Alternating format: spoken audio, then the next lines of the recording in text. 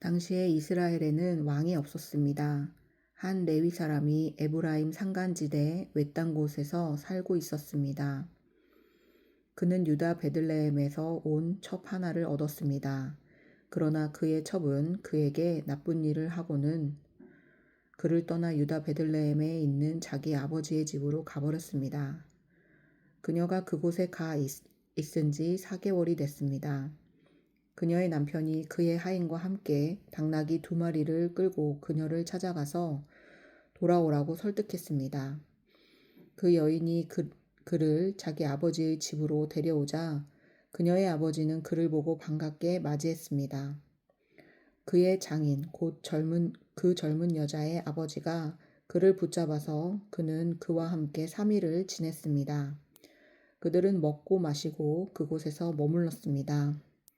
4일째 되는 날 그들은 아침 일찍 일어났고 그는 떠날 준비를 했습니다. 그러나 그 젊은 여자의 아버지가 그의 사위에게 말했습니다. 빵 몇 조각을 좀 먹고 기운을 차린 다음에 가게. 그리하여 그 2사람은 함께 앉아 먹고 마셨습니다. 그 젊은 여자의 아버지가 그 사람에게 말했습니다. 부디 오늘 밤 머물며 즐겁게 지내게. 그 사람은 떠나려고 일어나자 그의 장인이 그를 붙잡아서 그는 하룻밤을 그곳에서 더 머물게 됐습니다. 5일째 되는 날 그가 가려고 아침 일찍 일어났습니다. 그 젊은 여자의 아버지가 말했습니다. 기운을 차릴 수 있도록 오후까지 기다리게. 그리하여 그 2사람은 함께 먹었습니다. 그러고 나서 그 사람이 그의 첩과 그의 하인과 함께 떠나려고 일어나는데 그의 장인, 곧 그 젊은 여자의 아버지가 그에게 말했습니다.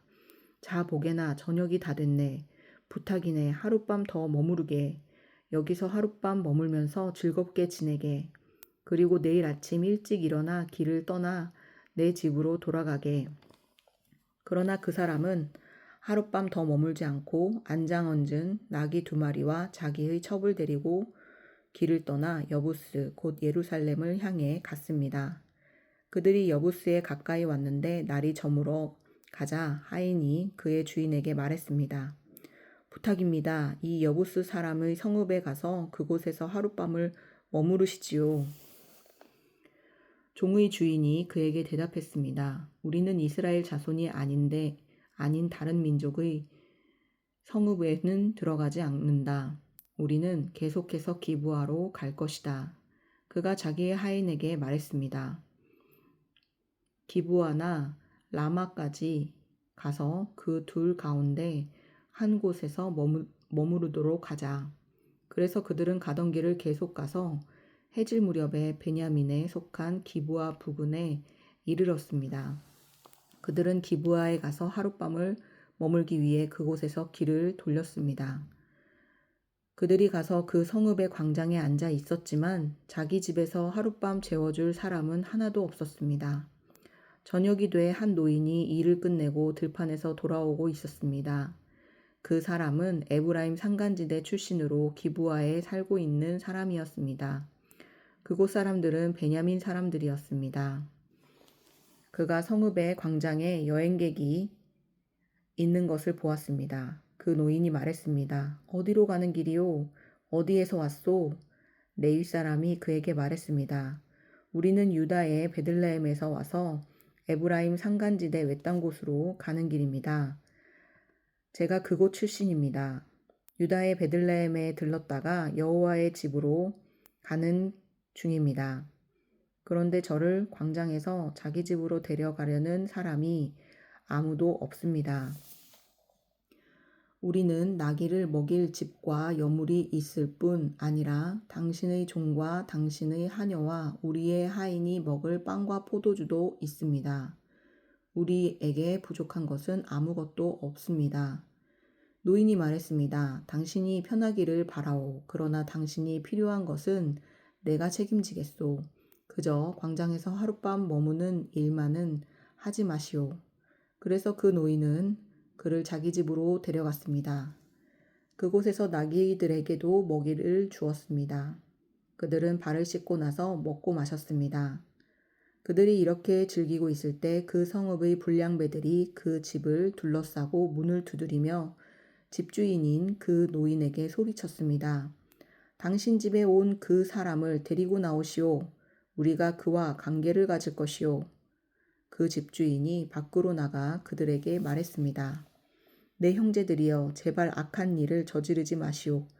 왜냐하면 이 사람은 우리 집에 온 손님이오. 이런 수치스러운 짓을 하지 마시오. 보시오, 여기 내 처녀 딸이 있고 그의 첩이 있소. 내가 이제 그들을 데리고 나가겠소. 그들을 데리고 당신들이 보기에 좋을 대로 하시오. 그러나 이 사람에게만은 이런 수치스러운 짓을 하지 마시오. 그러나 그 사람은 그의 말을 무시했습니다. 그 사람들은 그의 말을 무시했습니다. 그래서 그 레위 사람은 그의 첩을 밖으로 내보냈습니다. 그러자 그들은 밤새도록 아침까지 그녀와 관계를 가지며 학대하다가 새벽이 돼서야 그녀를 놓아주었습니다. 아침 동틀 무렵 그 여자는 돌아왔습니다.